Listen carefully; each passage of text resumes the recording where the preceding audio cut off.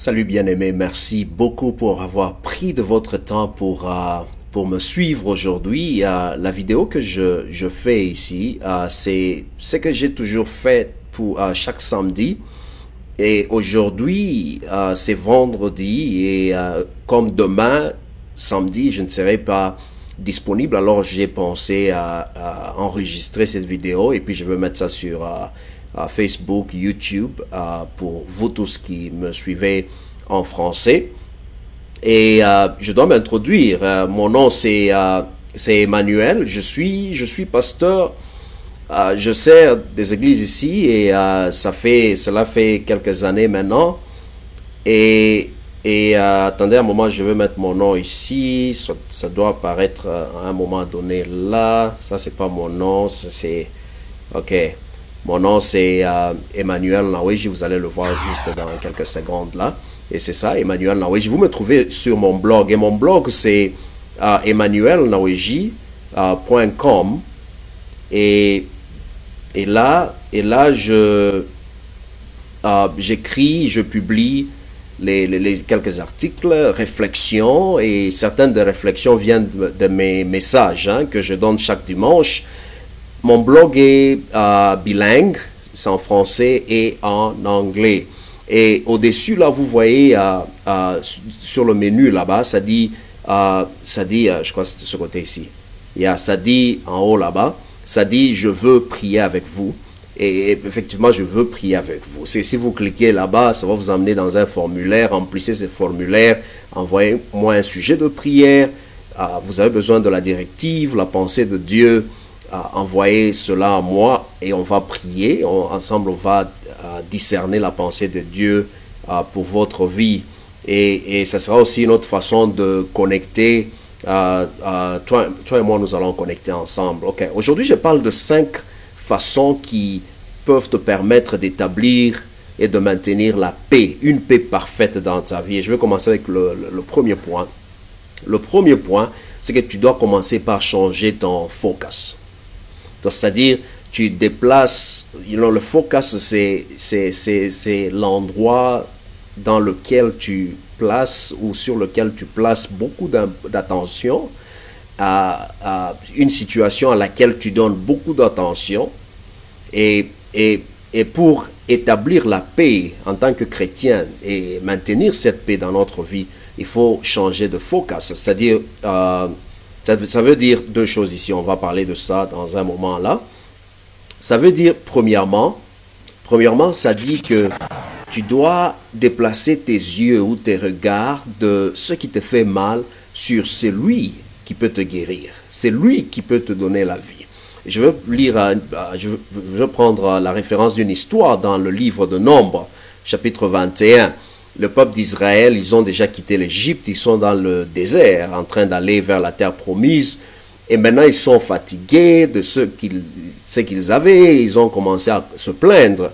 Et ces plaintes sont arrivées à Dieu parce que c'est comme si il voulait dire que Dieu avait tort, Dieu n'avait pas bien fait les calculs, et pourquoi pas seulement les laisser en Égypte. Et pourtant, quitter l'Égypte et aller dans la terre promise, c'était la promesse que Dieu a faite à Abraham. Vous vous rappelez l'histoire d'Abraham là? Lisez chapitre 12 jusqu'au chapitre 15 dans le livre de la Genèse. Là, vous comprendrez ceci. Dieu a promis à Abraham de le faire. Et maintenant, ces gens sont en train de questionner la fidélité de Dieu, de questionner, de douter l'alliance que Dieu avait faite avec Abraham. Il a dit que ses enfants devraient être dans un pays étranger pendant plus de 400 ans. Et puis, il va les libérer. C'est que tu veux faire de Dieu un menteur? Tu veux faire de Dieu quelqu'un qui peut changer? Non, Dieu ne change pas. Et c'est ça qui a énervé un peu Dieu. Alors Dieu a envoyé des serpents sur la terre. Les serpents ont commencé à mordre ces gens. Et comme ces serpents étaient venimeux, ceux-là qui étaient mordus, ils ont perdu leur vie.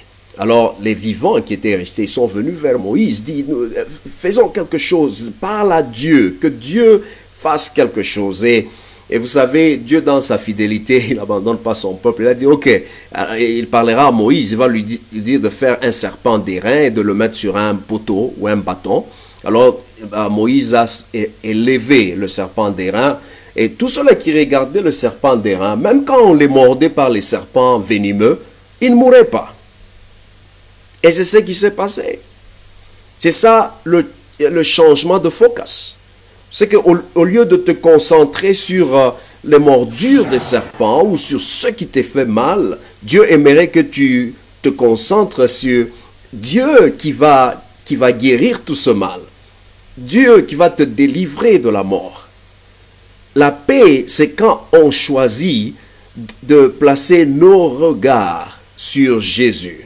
On place nos regards sur la croix. Parce que Jésus, dans Jean chapitre 3, versets 14 et 15, lui-même, il a dit, comme Moïse avait élevé le serpent au désert, le Fils de l'homme sera aussi élevé de cette façon-là. Et quand on change de focus, au lieu de placer notre attention sur le sorcier dans la famille, si peut-être c'est ce que tu crois, ou la magie, ou les difficultés, la maladie. Mais quand tu places tes regards sur celui qui a le pouvoir sur la maladie, le pouvoir sur la mort, tu vas établir la paix dans ta vie. Tu vas maintenir la paix. Nous allons parler du deuxième point. Deuxième point ici. La deuxième façon qui va te permettre d'établir et maintenir la paix, c'est que tu dois garder ton cœur. Garde ton cœur. Garde et protège ton cœur. Parce que le cœur, c'est ça même le centre de qui tu es. C'est le centre de qui tu es. Il y a un passage qui dit que la paix de Dieu va garder nos cœurs et notre esprit. C'est-à-dire le cœur et l'esprit se connectent. Le cœur, c'est le sentiment de tes émotions et le centre de tes émotions, tes sentiments. C'est connecté à ton esprit et ton esprit, c'est ça qui te connecte avec Dieu au travers du Saint-Esprit. C'est ça qui te connecte avec Jésus au travers du Saint-Esprit. Si tu veux recevoir quelque chose de Dieu, tu veux recevoir quelque chose de l'Éternel, il y a le Saint-Esprit qui intervient pour prendre ce qui est divin et communiquer cela à à nous qui sommes des humains. Et c'est ce que le Saint-Esprit fait. Et c'est très important ici que tu comprennes que c'est la paix de Dieu qui peut garder ton cœur et ton esprit. Protège ton cœur, protège ton esprit. Ne laisse rien de mal entrer dans ton cœur. Et deuxièmement, tu dois savoir que ton cœur et ton esprit, c'est ça même le centre de tes pensées. C'est le centre de tes conceptions et de ta mission, tes objectifs. Ta vie, une vie sans mission, une vie sans objectif. Une vie sans créativité, c'est une vie sans paix, c'est une vie sans raison d'être. Et Dieu aimerait que tu gardes et protèges ton cœur, parce que quand tu protèges ton cœur, tu vois, tu seras en sécurité dans tes pensées, tes conceptions, ton habilité de créer, de contribuer à la communauté, à l'église, au royaume des cieux, sera toujours là, ne sera jamais affecté. Tu as besoin de la paix pour que tu aies la clarté en termes de conception, la clarté en termes de pensée, la clarté en termes de rêves et d'objectifs. Tu as besoin de la paix. Et troisièmement, la troisième façon qui va te permettre d'établir et de maintenir la paix de Dieu, c'est que tu dois apprendre à te décharger. Tu dois te décharger ce qui est dans ton cœur. Tu enlèves tout ce qui est fardeau. Et Jésus, dans Matthieu chapitre 11, verset 29, il dit, venez à moi, vous tous qui êtes fatigués. C'est-à-dire, si vous avez des fardeaux, quoi que ce soit qui trouble ta vie, qui vole la paix parfaite de ta vie, tu prends cela, amène ça à Jésus-Christ. C'est ça la première chose que tu fais ici. La manière de se décharger, c'est d'amener tous nos fardeaux, tous nos problèmes à Jésus en prière.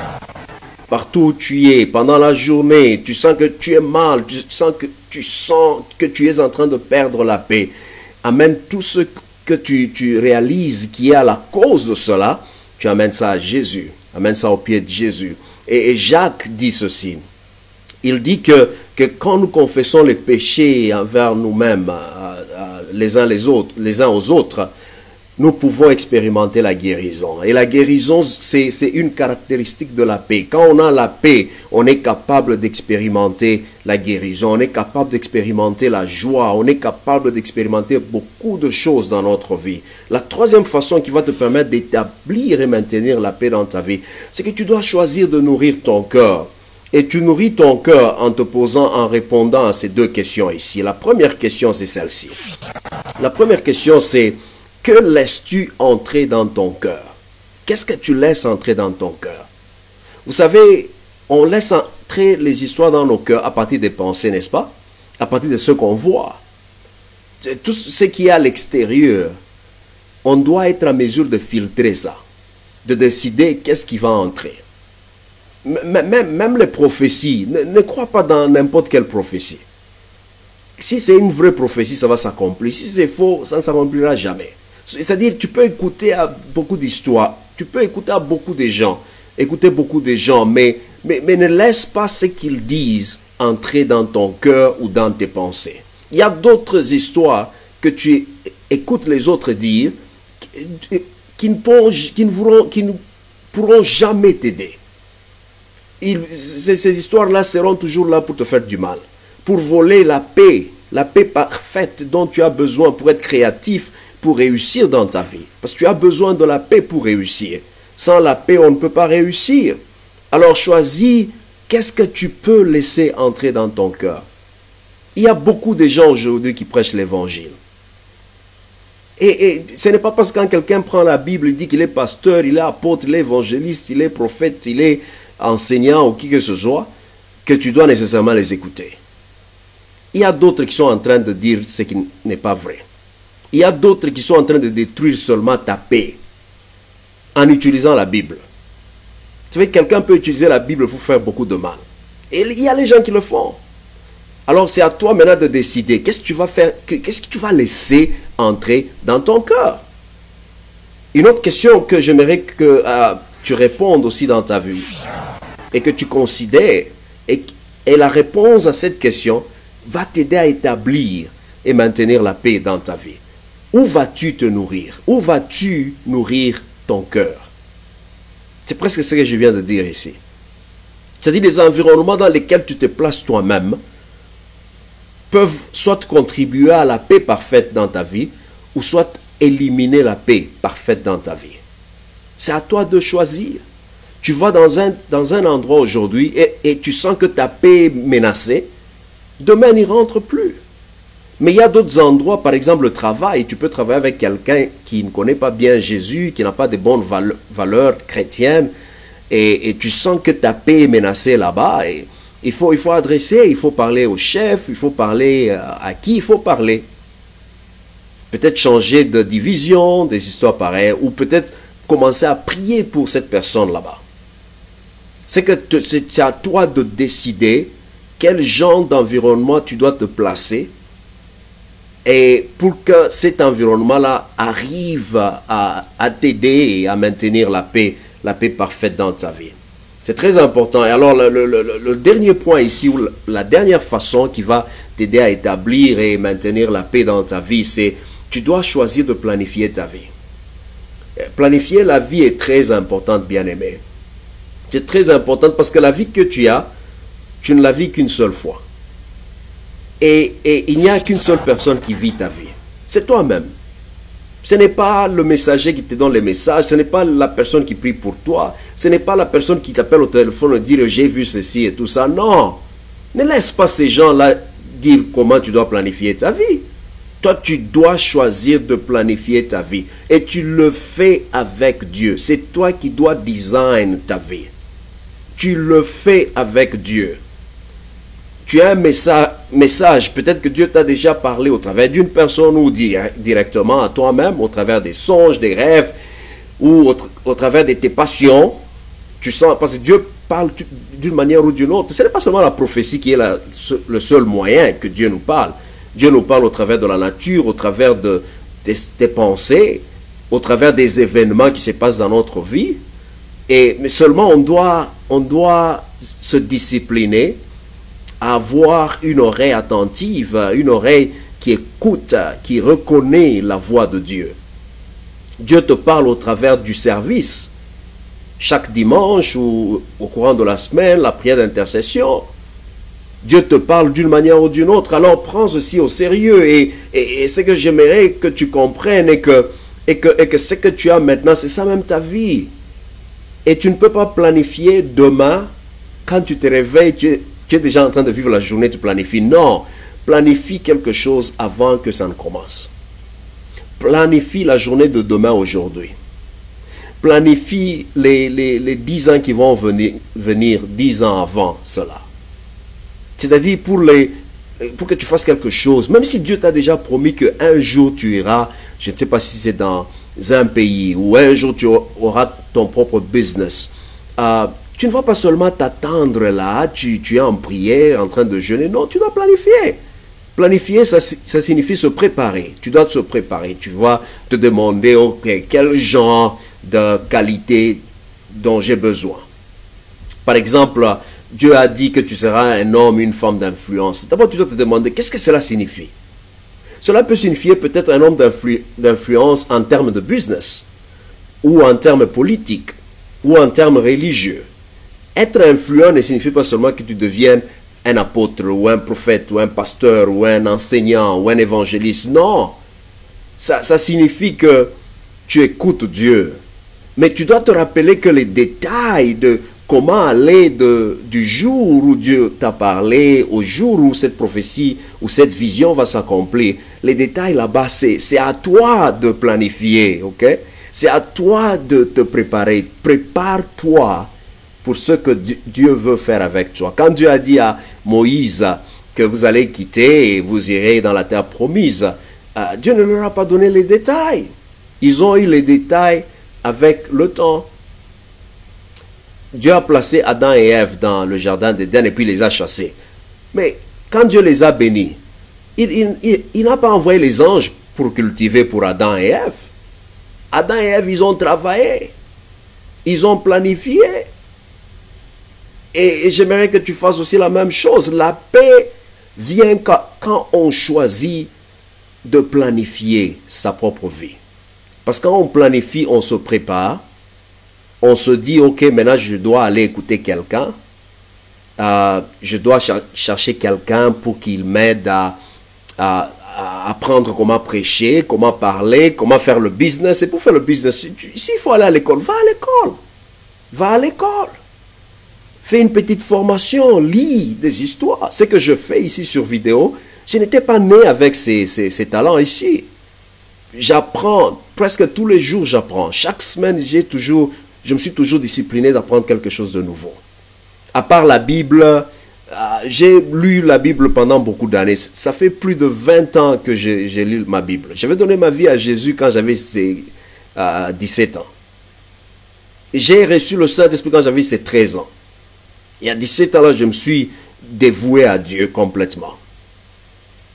Et maintenant, ça fait plus de 20 ans que je fais ces histoires ici. Alors, malgré que j'ai lu la Bible beaucoup de fois, je continue toujours à la lire. Mais pour influencer les autres, je dois utiliser social media, les médias sociaux. Mais comment faire ça? Il faut apprendre. C'est-à-dire, Dieu t'a dit que tu seras un homme, une femme d'influence. Ne reste pas seulement dans la chambre haute. Non. Quand le Saint-Esprit est descendu sur les apôtres, selon Actes chapitre 2, ils ont quitté la chambre haute. Ils étaient dans la communauté. Ils étaient dans la communauté. Et toi aussi, tu dois quitter ta chambre haute pour marcher et faire des disciples, pour accomplir la mission de Dieu dans ta vie. C'est en faisant cela que tu vas établir la paix parfaite et la maintenir. Parce que tu vas planifier ta vie en partenariat avec le Saint-Esprit. Et Dieu va t'amener à destination. Alors je vais terminer avec ceci. Vous savez, la vie, ce n'est pas seulement être sérieux tout le temps. Dans la vie, il faut s'amuser. Il faut les vacances. Il faut le repos. Tous les jours, je fais des efforts pour que chaque nuit, que j'aille au moins 7 heures de sommeil. Parce que selon la science, ça aide pour que tu ne commences pas à t'énerver beaucoup, à te fâcher beaucoup. tu dois aussi apprendre à te reposer, à prendre soin de toi-même. Aussi, je dédie par jour quelque temps pour regarder un petit film, ça me fait rire. Chaque semaine, je regarde un film avec mes petites filles, mes filles ici. Et pour moi, c'est ça m'amuser. Et on va en vacances. La semaine prochaine, on va aller en vacances. Et j'aimerais que tu fasses aussi cela pour toi-même, pour ta famille. Amuse-toi. Jésus n'était pas toujours dans le temple. Mais un jour, et 2 fois, il était là où il y avait les fêtes. Vous savez ça? Il allait dans les fêtes, Jésus. Un jour, il est allé dans une fête là, avant même qu'il commence le ministère public là. Il a même changé l'eau en vin. Jésus s'amusait aussi. Mais il n'a pas perdu le focus. Il voulait être avec les gens. Rire avec les gens. Et j'aimerais que tu fasses aussi la même chose. Parce que c'est une façon d'établir et maintenir la paix. Sois quelqu'un qui rit. Sois content. Sois contente. Alors, je vais m'arrêter par ici. En tout cas, je vous dis merci beaucoup. Sincèrement, merci. Et comme je l'ai dit, vous me trouvez sur mon blog. Ici, mon blog, c'est emmanuelnaweji.com. Et là, c'est en anglais et en français. Vous me trouvez là-bas. Et je vais vous encourager vraiment à m'envoyer une note. Vous voyez là-bas, au-dessus, là-bas, sur le menu, je vais prier avec vous. Cliquez là-bas, ça va vous amener dans un formulaire. Remplissez ce formulaire et envoyez ça. Je vais recevoir ça à partir d'un email. Et puis, on va connecter. Vous avez besoin d'une pensée de Dieu ou la directive. On va connecter, on va parler. Je vais prier avec toi. Je vais prier avec vous, avec votre famille. Toi, que le Seigneur vous bénisse. Et encore une fois, merci beaucoup. Et je m'appelle Emmanuel Naweji. J'espère qu'on va connecter live sur Facebook à Dieu aidant. Si pas la semaine prochaine, ça sera l'autre semaine qui viendra. Mais la semaine prochaine, je vais mettre encore une autre petite vidéo ici. En tout cas, merci beaucoup. Et n'oubliez pas de partager cette vidéo. Merci. Que Dieu vous bénisse.